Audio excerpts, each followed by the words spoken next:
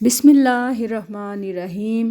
Army public school and college boys campus Jhelum cantt میں آپ کی معلمہ ارم نشین آج کی کلاس میں خوش آمدید۔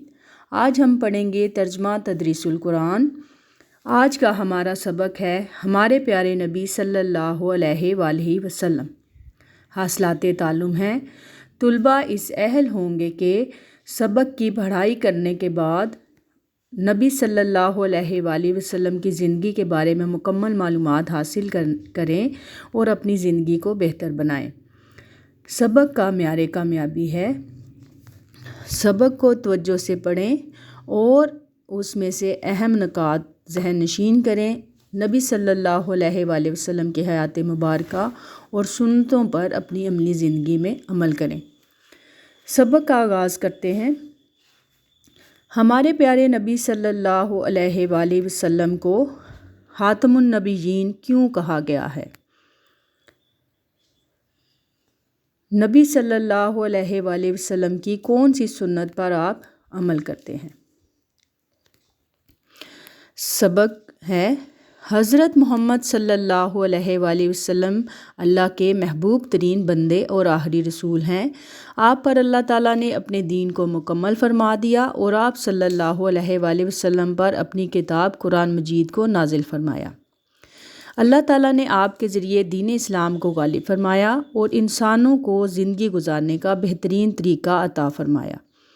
اللہ تعالیٰ نے حضرت محمد صلی اللہ علیہ وآلہ وسلم کو تمام جہانوں کے لیے رحمت بنا کر بھیجا اور آپ صلی اللہ علیہ وآلہ وسلم کی حیات مبارکہ کو ساری دنیا کے انسانوں کے لیے اسوہ حسنہ قرار دیا۔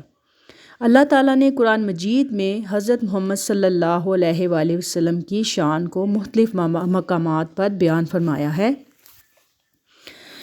پیارے بچوں، آپ یہ دیکھیں کہ نبی صلی اللہ علیہ وآلہ وسلم کی زندگی سے ہی ہم اپنے آپ کو بہتر بنا سکتے ہیں۔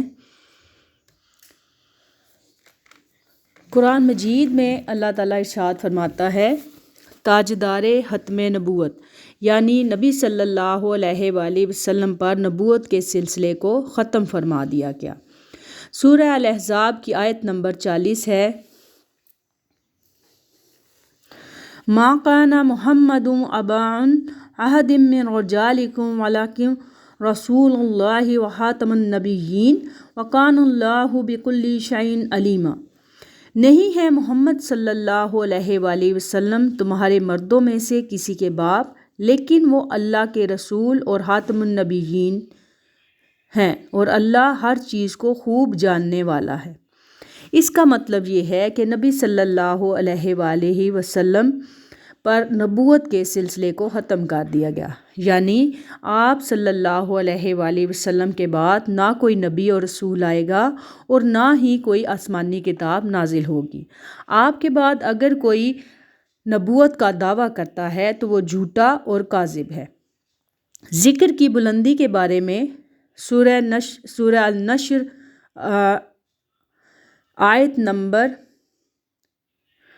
4 میں ارشاد ہے وَرَفَعْنَا لَكَ ذِكْرَكَ، اور ہم نے آپ صلی اللہ علیہ وآلہ وسلم کی خاطر آپ کا ذکر بلند فرمایا، یعنی آپ صلی اللہ علیہ وآلہ وسلم کے ذکر کو اللہ تعالیٰ نے بلند کر دیا۔ نبی صلی اللہ علیہ وآلہ وسلم پر درود و سلام پڑھنے کی فضیلت کو بھی بیان کیا گیا۔ بے پناہ عنایات سورہ دہا کی آیت نمبر 5 میں اللہ تعالیٰ فرماتا ہے وَلَسَوْفَ يُؤْتِيكَ رَبُّكَ فَتَرْضَىٰ، اور ان قریب آپ صلی اللہ علیہ وآلہ وسلم کا رب آپ کو اتنا عطا فرمائے گا کہ آپ راضی ہو جائیں گے۔ اس کا مطلب یہ ہے کہ نبی صلی اللہ علیہ وآلہ وسلم کو روز قیامت جو ہے شفاعت کا درجہ دیا جائے گا۔ نبی صلی اللہ علیہ وآلہ وسلم کو راضی کیا جائے گا، ان کی بات کو مانا جائے گا۔ رسول صلی اللہ علیہ وآلہ وسلم کی زندگی بہترین نمونہ سورہ الاحزاب کی آیت نمبر 21 میں اللہ تعالیٰ فرماتا ہے یقیناً تمہارے لیے اللہ تعالیٰ کے رسول صلی اللہ علیہ وآلہ وسلم کی ذات مبارکہ میں بہترین نمونہ ہے۔ یعنی ہم اگر اپنی دنیا اور آخرت کو بہتر بنانا چاہتے ہیں تو ہمیں نبی صلی اللہ علیہ وآلہ وسلم کی زندگی پر عمل کرنا چاہیے۔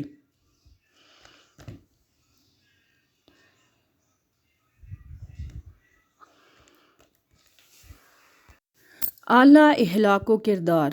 اللہ تعالیٰ سورہ قلم کی آیت نمبر 4 میں فرماتا ہے وَإِنَّكَ لَعَلَىٰ خُلُقٍ عَظِيمٍ، اور بے شک آپ صلی اللہ علیہ وآلہ وسلم اخلاق کے اعلیٰ مرتبے پر فائز ہیں، یعنی نبی صلی اللہ علیہ وآلہ وسلم کو تمام مخلوقات میں سے افضل بنایا گیا اور آپ کو اخلاق کے اعلیٰ مرتبے پر فائز کیا گیا۔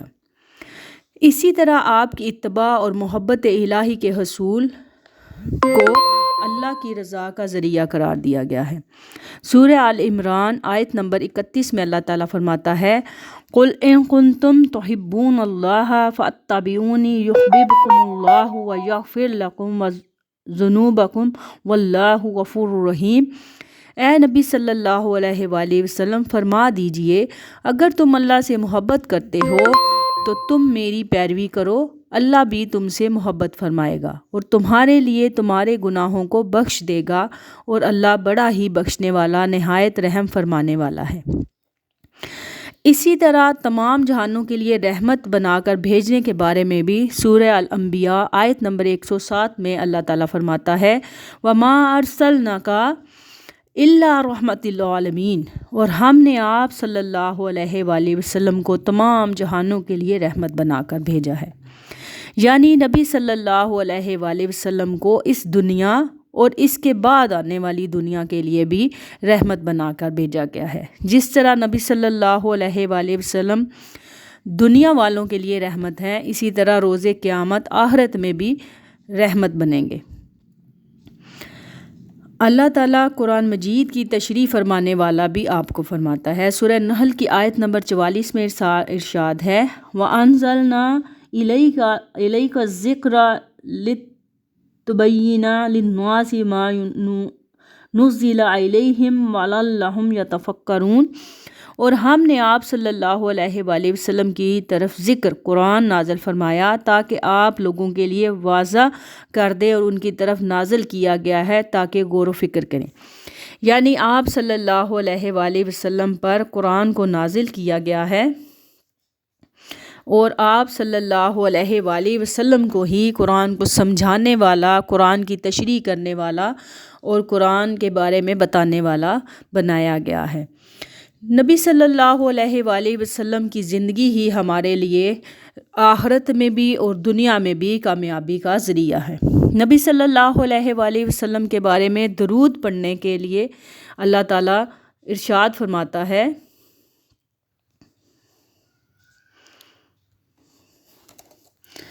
ان اللہ وملائکتہ یصلون علی النبی یا ایھا الذین آمنوا صلوا علیہ وسلموا تسلیما۔ یہ سورہ الاحزاب آیت نمبر 56 ہے۔ بے شک اللہ اور اس کے فرشتے نبی صلی اللہ علیہ وآلہ وسلم پر درود بھیجتے ہیں، اے ایمان والو تم بھی ان پر درود بھیجو اور خوب سلام پڑھو۔ اس کا مطلب یہ ہے کہ نبی صلی اللہ علیہ وآلہ وسلم پر درود و سلام بھیجنا ایک بہت افضل کام ہے۔ نبی صلی اللہ علیہ وآلہ وسلم پر درود و سلام پڑھنے والے پر 10 رحمتیں نازل ہوتی ہیں، اس کے 10 گناہ معاف ہو جاتے ہیں۔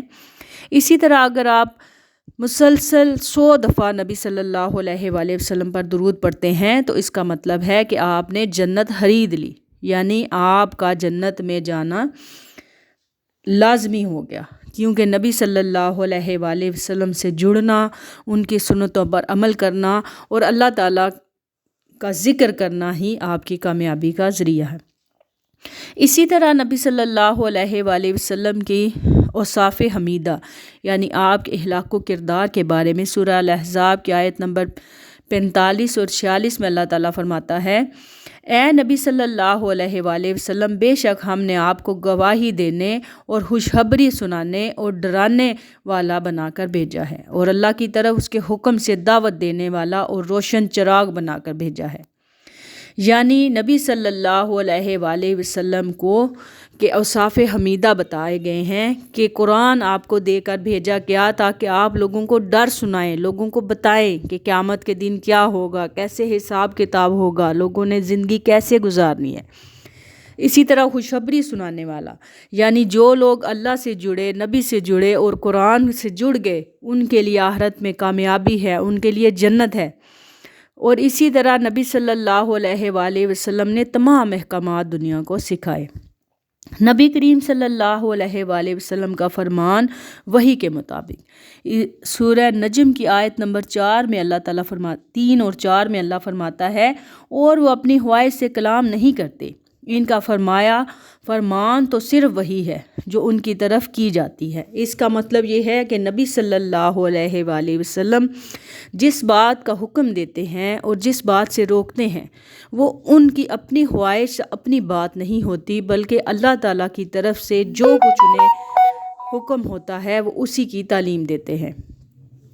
تو پیارے بچوں، آپ یہ دیکھیں کہ ہم نے اس سبق سے یہ سیکھا کہ اگر ہم نبی صلی اللہ علیہ وآلہ وسلم کی پیاری سنتوں پر عمل کرتے ہیں، ان کو یاد کرتے ہیں، ان کی زندگی کو اپنے ساتھ لے کر چلتے ہیں، تو نہ صرف ہمیں دنیا میں کامیابی حاصل ہوگی بلکہ آخرت میں بھی ہم کامیاب ہوں گے۔